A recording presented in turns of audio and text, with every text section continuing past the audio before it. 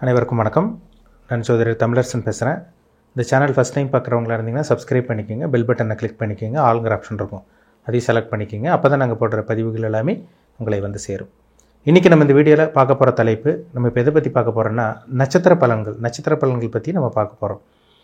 ரோகிணி நட்சத்திரத்தை பற்றி பார்க்க போகிறோம். ரிஷபராசி ரோகிணி நட்சத்திரக்காரங்களுக்கு எப்படி இருக்கும், ரோகிணி நட்சத்திரத்துக்கு உண்டான கேரக்டர் என்ன, அதே மாதிரி என்னென்ன பிளானட்டோட தசாபத்தி நடக்கும், என்னென்ன பிளானட்டோட இம்பாக்டில் இருப்பீங்க, என்னென்ன கிரகங்கள் உங்களை வழி நடத்தும், எல்லாமே இந்த வீடியோவில் நம்ம தெளிவாக பார்க்க போகிறோம். ரிஷபம்ங்கிறது காலப்புருஷ தத்துவப்படி 2ஆம் ராசி ரிஷபராசி. ரோகிணி நட்சத்திரங்கிறது சந்திரனுடைய நட்சத்திரம். சந்திரன் உச்சமடையக்கூடிய ராசி தான் ரிஷபராசி. ரோகிணிங்கிறது சந்திரனுடைய நட்சத்திரம். ரோகிணி 1, 2, 3, 4 பாதங்கள் உள்ளடக்கிய ராசி தான் ரிஷபராசி. ஒரு சில நட்சத்திரமெல்லாம் வந்து பார்த்தீங்கன்னா உடைப்பட்ட நட்சத்திரமாக வந்துடும். ஒரே நட்சத்திரம் தான், ஆனால் 2 ராசிக்கு வரும். ஆனால் ரோகிணி ரிஷபராசிக்கு மட்டும்தான் வரும். சரிங்களா? ஏன்னா முழுமையான பாதங்கள் 1, 2, 3, 4 பாதங்கள் உள்ளடக்கிய ராசி தான் ரிஷபராசி.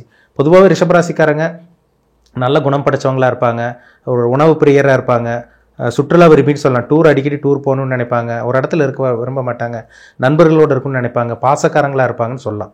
சரிங்களா? குடும்பத்தை பார்த்துக்கிறதுல ஒரு நம்பர் 1 ஆட்களாக இருப்பாங்க. யார் என்ன இப்படி இருந்தாலும் வந்து பார்த்திங்கன்னா நம்ம குடும்பத்தை பார்த்துக்கணும், நம்ம குடும்பத்தை கவனிச்சுக்கணும், யாருக்கு எந்த கெடுதலும் நம்ம பண்ணக்கூடாது அப்படிங்க நினைக்கக்கூடிய ராசியில் இந்த ரிஷபராசி ஒன்று. சரிங்களா?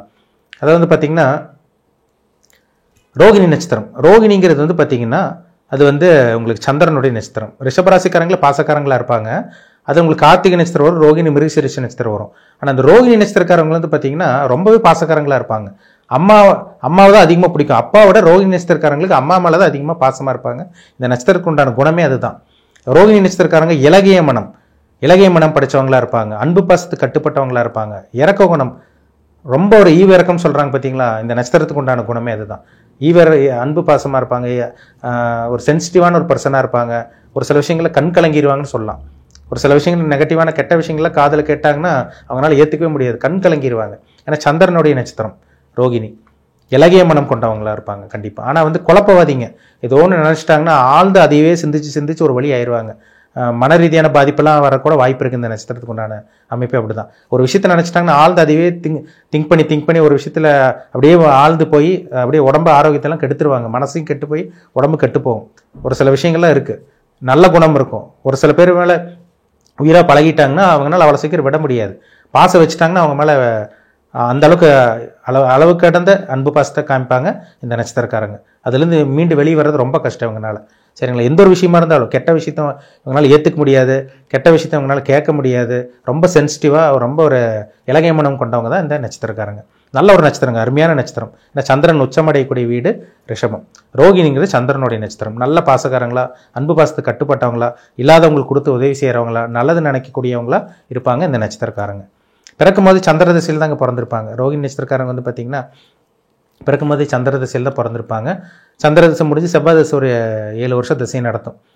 7 வருஷம் செவ்வாய் திசை நடக்கும். சரிங்களா? செவ்வாய் நல்ல ஒரு இடத்துல இருந்தால் பரவாயில்ல, அது ஒரு நல்ல ஒரு அமைப்பு கொடுத்துரும். அவங்க அப்பா அம்மாவுக்கு நல்ல ஒரு வளர்ச்சி இந்த மாதிரிலாம் கொடுக்குது. ஆனால் 3வது வரக்கூடிய ராகு திசை முக்கியமான திசையாக இருக்கும் உங்களுக்கு.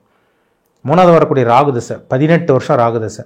இப்போ ஆரம்ப பகுதி ரோகிணி நட்சத்திரத்தில் பிறந்தவங்களுக்கு 10 வருஷம் சந்திர திசை நடந்துடும். செவ்வாய் ஒரு 7 வருஷம்னா உங்களுக்கு 17 வருஷம். ஒரு சில பேருக்கு வந்து பார்த்திங்கன்னா உங்களுக்கு 12 வயசு வரைக்குமே, 12 வயசு 13 வயசுல உங்களுக்கு ராகு திசை ஆரம்பிச்சிடும்.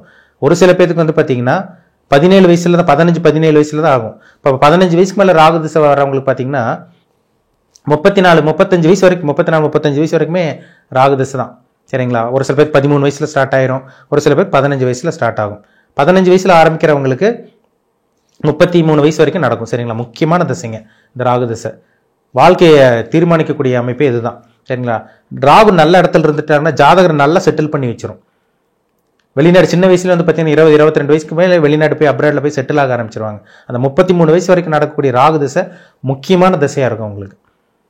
ராகு திசை கெடக்கூடாது, ராகு நல்ல இடத்துல இருக்கக்கூடாது, குருவோட இருக்கணும், சுக்கிரனோட தொடர்பில் இருக்கணும், உபஜயஸ்தானத்தில் 3, 6, 10, 11ஆம் இடத்துல இருக்கணும், பாவகிரக சேர்க்கை செவ்வாய் சனி இதோட சேராமல் இருக்கணும், சூரியனோட ராகு சேரக்கூடாது, சனியோட சேரக்கூடாது, செவ்வாயோட சேரக்கூடாது, தனிச்ச புதனம் கூட சேர்ந்தா கூட பரவாயில்ல.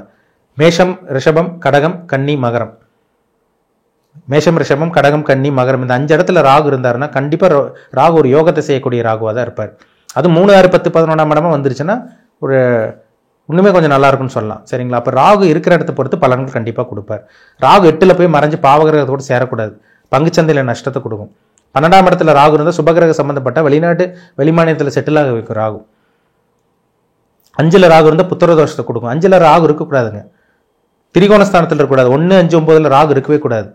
கேந்திரஸ்தானத்தில் கூட இருக்கலாம். 4ஆம் இடத்துல ராகு இருந்தது கூட அம்மாவோட ஆரோக்கியத்துக்கு எடுத்து அதுக்கப்புறம் வண்டி வீடு வாங்கணும் இந்த மாதிரி விஷயங்கள் சுகத்துக்கு எடுத்து அதுக்கப்புறம் நல்ல விஷயங்களை கொடுக்கும். ராகு இருக்கிற இடத்தை பொறுத்து பலன் கொடுக்கும் கண்டிப்பாக. சரிங்களா? ராகு திசை தான் ஒருத்தர் செட்டில் ஆக வைக்கும். அதே மாதிரி ராகு திசை தான் ஒருத்தர் ஒன்றுமே இல்லாமல் பண்ணும் 33 வயசு வரைக்கும் கிட்டத்தட்ட. அப்போ 33 வயசுக்கு அப்புறம் வரக்கூடிய குரு திசைங்க கிட்டத்தட்ட 35 வயசு போட்டால் கூட உங்களுக்கு பார்த்தீங்கன்னா உங்களுக்கு குரு திசை கிட்டத்தட்ட 50 வயசு பக்கமே குரு திசை வந்துடும். சரிங்களா? அந்த குரு எந்த அமைப்பில் இருக்காருன்னு பாருங்க. சரிங்களா? குரு எந்த இடத்துல இருக்காருன்னு பாருங்க. குரு இருக்கிற இடத்த பொறுத்த பலன் கொடுக்கும். துலாம் லக்னத்துக்கும் ரிஷப லக்னம் துலாம் லக்னத்துக்கும் குரு நல்லது பண்ற கிரகமே கிடையாது. கெடுதல் பண்ணுவார். மேஷராசி, கடகராசி, சிம்மராசி, விருச்சிக ராசி, தனுசு ராசி, மீனராசி இந்த லக்னம் இந்த ராசி சொன்ன பார்த்தீங்களா, இதில் லக்னமா நீங்க பிறந்து அந்த லக்னத்துக்கு வந்து குரு திசை வந்துச்சுன்னா குரு கண்டிப்பா யோகத்தை செய்வார் 16 வருஷம். ஒரு சில பேர் 33 35 வயசுக்கு அப்புறம் நல்லா இருக்காங்க பாருங்க. ஆரம்ப பகுதியில் கஷ்டப்படுவாங்க.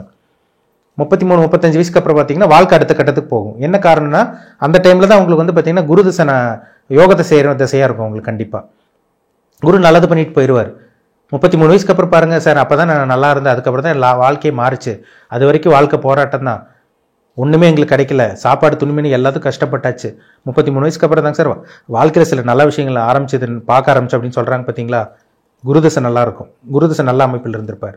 அப்பதான் உங்களுக்கு அந்த குரு வந்து நல்ல அமைப்பில் நல்ல ஒரு குரு வந்து நல்ல ஒரு வழிகாட்டியா இருப்பார். அந்த திசையில ஆட்டோமேட்டிக்கா எல்லாமே நல்லது நடக்கும். நடக்க வேண்டிய டைம்ல எல்லாமே நல்லது நடக்கும். கிட்டத்தட்ட 55 வயசு வரைக்கும் உங்களுக்கு 50 வயசு வரைக்குமே உங்களுக்கு குரு திசை நல்ல ஒரு அமைப்பு கண்டிப்பாக கொடுத்துரும் உங்களுக்கு. அப்போ குரு எங்கே இருக்காருன்னு பாருங்க. குரு 1, 5, 9ல் இருக்கலாம், 7ஆம் இடத்துல இருக்கலாம், 11ஆம் இடத்துல இருக்கலாம், 2ஆம் இடத்துல இருக்கலாம். மற்ற இடத்துல எந்த இடத்துல இருந்தாலும் குரு நல்லது பண்ணுவாருங்க. ஆனால் குருவோட பாவகிரகம் சேர்ந்துடக்கூடாது, சனி சேரக்கூடாது, ராகு சேரக்கூடாது, சூரியனோட சேர்ந்து குரு அஸ்தமனமாகக்கூடாது. குரு கெடுதல் பண்ணிடுவார். குரு நல்லது பண்ண முடியாம போயிடும். அப்போ குரு நல்ல இடத்துல இருக்காரா, எப்படி இருக்காரு, உங்களுக்கு சாதகமா பாதகமானு தெரிஞ்சுக்கோங்க, ரொம்ப முக்கியம். குரு திசை முடிஞ்சு சனி திசை 50 வயசுக்கு அப்புறம் முடிஞ்சு உங்களுக்கு கிட்டத்தட்ட 70 வயசு வரைக்குமே உங்களுக்கு சனி திசை தாங்க. 19 வருஷம் சனி திசை நடக்கும். 50 வயசுக்கு அப்புறம் ஒரு சில பேர் இப்போ நல்லா இருக்குன்னு சொல்றாங்க. ஒரு சில பேர் 50 வயசு வரைக்கும் நல்லா இருந்தேன், 50 வயசுக்கு மேலே எனக்கு எதுவுமே நடக்கல, வாழ்க்கை போராட்டமா போச்சுங்க சார், முடக்கி வச்சிருச்சு, விவசாயத்துல நஷ்டம், தொழில நஷ்டம், கடன் தொல்லை அதிகமா இருக்கு, வாழ்வாசாவான்னு போயிட்டு இருக்குன்னு சொல்றாங்க பார்த்தீங்களா. அது காரணம் உங்க ஜாதகத்தில் சனி கெட்டு போயிருப்பார். சனி கெடாம இருக்கணும். சனி சூரியனோட சேர்ந்த சனி திசை அவுட்டு, சனி ஒண்ணுமே பண்ணாது. ராகுவோட இருந்த சனி திசை நல்லது பண்ணாது. சூரியனோட சேர்ந்து சனி அஸ்தமனமாக கூடாது. சூரியனுடைய ராகுடையோ அதே மாதிரி செவ்வாயோட சனி சேர்ந்துட்டா தேவையில்லாத பிரச்சனைகள், பாவகிரகம், ஒரு இருட்டோட இன்னொரு கிரகம் பாவகிரகம் சேர்ந்துட்டாருன்னா ஒரு கொடுமையான பலன் அந்த 19 வருஷம் கொடுத்துரும். 50 வயசு மேலே சொல்றாங்க பார்த்தீங்களா, 50 வயசு மேலே ஒண்ணுமே எல்லாம் போயிட்டாங்க சார், எங்களுக்கு வாழ்க்கையில் எதுவுமே நடக்கல, வாழ்க்கை போராட்டமா போயிடுச்சுன்னு சொல்றாங்க பார்த்தீங்களா.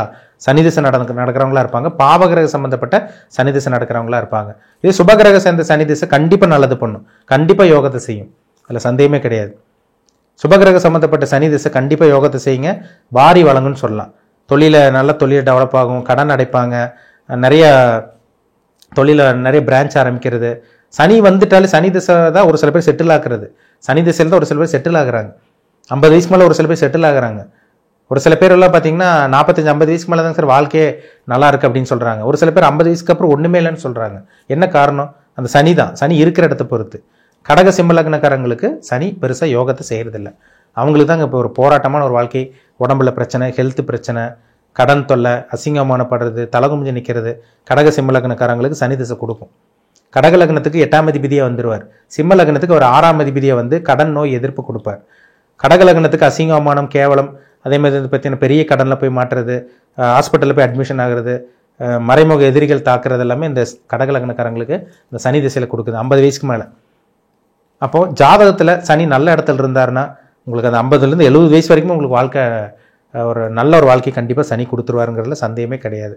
உங்க பிறப்பு ஜாதகத்தை பாருங்க, சனி என்ன அமைப்பில் இருக்காரு, உங்களுக்கு சாதகமா இருக்காரா, பாதகமா இருக்காரா, உங்களுக்கு நல்லா செய்ய போறாரா, கெட்டது செய்ய போறாரா பார்த்து தெளிவா தெரிஞ்சுக்குங்க. சனி முக்கியமான கிரகம், கர்மகாரகன் சனி, கர்மாவை தீர்மானிக்கக்கூடிய கிரகம் சனி. சரிங்களா? அப்போ ரிஷபராசி ரோகிணி நட்சத்திரக்காரங்க நீங்க எவ்வளவுதான் நல்லவங்களா இருந்தாலும், நல்ல இறக்க குணம் படைச்சவங்களா இருந்தாலும், உங்களுக்கு நடக்கக்கூடிய தசாபுத்தி தான் உங்களை வாழ்க்கையை தீர்மானிக்கும்.